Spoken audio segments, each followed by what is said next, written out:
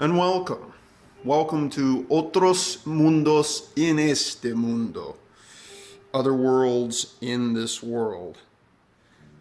First installment is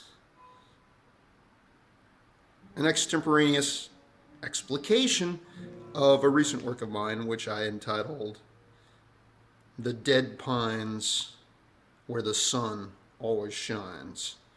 A nod to obviously Kevin Blanche. So this is The Dead Pines Where the Sun Always Shines.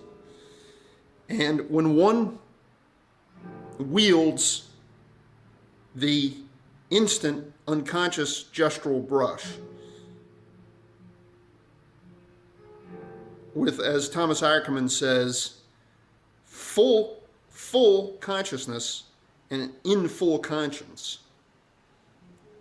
with the most monumental realities, inescapable, bearing down on us, for which we are also responsible, we can give rise to what they call the unconscious realities, or the hidden realities, or the deeper implicate realities of our own psyches, of the psyche of what's around us, of as we open the window to the unconscious and hidden aspects of ourselves, of our culture, of our neighborhood, of our society, of our institutions, of our governments, and further, of the past hidden. For instance, in this piece, it occurs to me as I look at it, this is a cell phone, apologies for the the fidelity.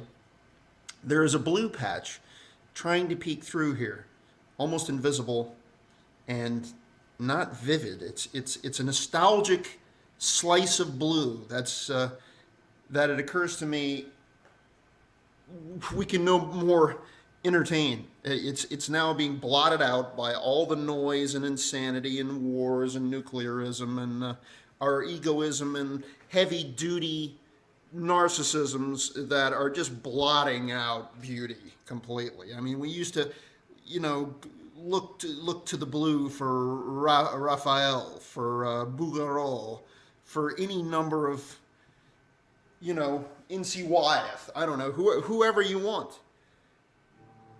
And this, to me, I'm looking at it, it looks like Goya as well. There's bodies in here, there's skulls, there's dead trees, there's actually life trying to pullulate and penetrate, which is the yellow, of course, which is the light, which is actually is alive and electric and life imparting and life giving and sustaining as a result of nuclear fusion. Interestingly enough, the way those two dichotomize themselves against each other, fission and fusion. There's also creatures. I found creatures in here. There's, again, the cell phone, you can't, but in this corner there's a mad horse coming through, a horse head. There's a lion, a stoical lion's head. There's, so,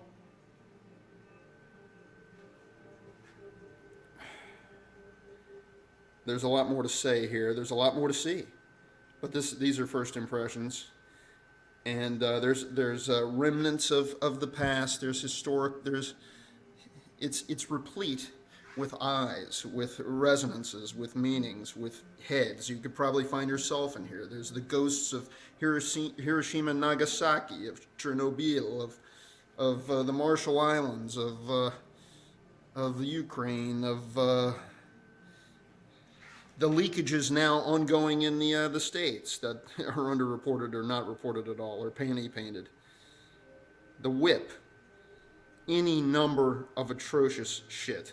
Stuff buried at sea, probably in the Arctic Sea, in the North Atlantic, and on and on. So this is my first installment in spontaneous spielage.